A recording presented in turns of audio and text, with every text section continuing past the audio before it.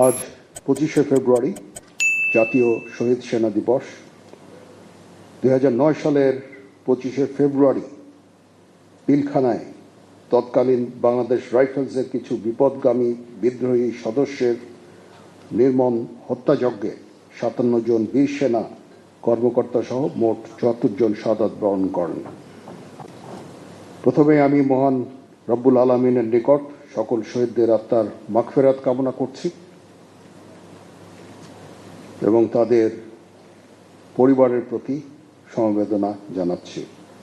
মহান রব্বুল আলামিন সকল শহীদদের জান্নাত নসিব করুন, আমিন।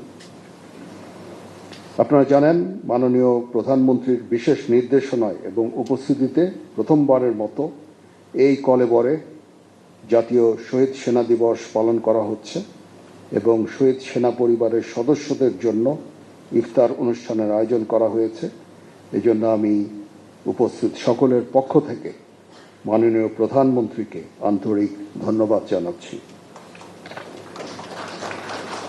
2009 সালের 25শে ফেব্রুয়ারি নিয়ে অনেক কথা হয়েছে। একটা কলঙ্কজনক দিন। তদানীন্তন বিডিআর সদস্যদের কর্তৃক যেই বর্বরচিত হত্যাকাণ্ড সংঘটিত হয়েছিল তা ইতিহাসে নজিরবিহীন।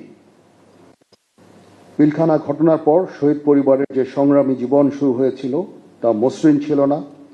শহীদ পরিবারের সদস্যদের সন্তানগণ জীবন গড়ার ক্ষেত্রে পিতা বা পিতামাতার স্নেহ ও মমতা থেকে বঞ্চিত ছিল। শহীদদের প্রতিটি সন্তান আমাদেরই সন্তান।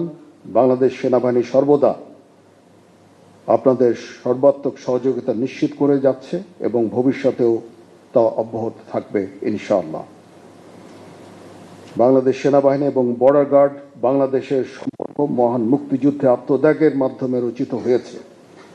আমাদের স্বাধীনতা সার্বভৌমত্ব অক্ষুণ্ণ রাখার জন্য বাংলাদেশ সেনাবাহিনী এবং বর্ডার গার্ড বাংলাদেশ যৌথভাবে কাজ করছে। আমাদের জাতীয় জীবনে যেন 2009 সালের 25 ফেব্রুয়ারির মতো কোনো ঘটনা পুনরাবৃত্তি না হয়, এজন্য আমরা বদ্ধপরিকর এবং আমরা সকলে ঐক্যবদ্ধ হয়ে একটি সমৃদ্ধ বাংলাদেশ গঠনে কার্যকরী ভূমিকা পালন করব ইনশাআল্লাহ। পরিশেষে আজ মাননীয় প্রধানমন্ত্রীর উপস্থিতিতে পিলখানায় শাহাদাত বরণকারী সেনা সদস্যদের পরিবারবর্গের মাঝে আস্থা ও আশার সঞ্চার করেছে। বর্তমান সরকার অতি সম্প্রতি দায়িত্বভার গ্রহণ করেছেন। দেশের বর্তমান প্রেক্ষাপটে শত ব্যস্ততার মাঝে শহীদ পরিবারের সদস্যদের সাথে সাক্ষাৎ করায় মাননীয় প্রধানমন্ত্রীকে কৃতজ্ঞতা ও ধন্যবাদ জ্ঞাপন করছি।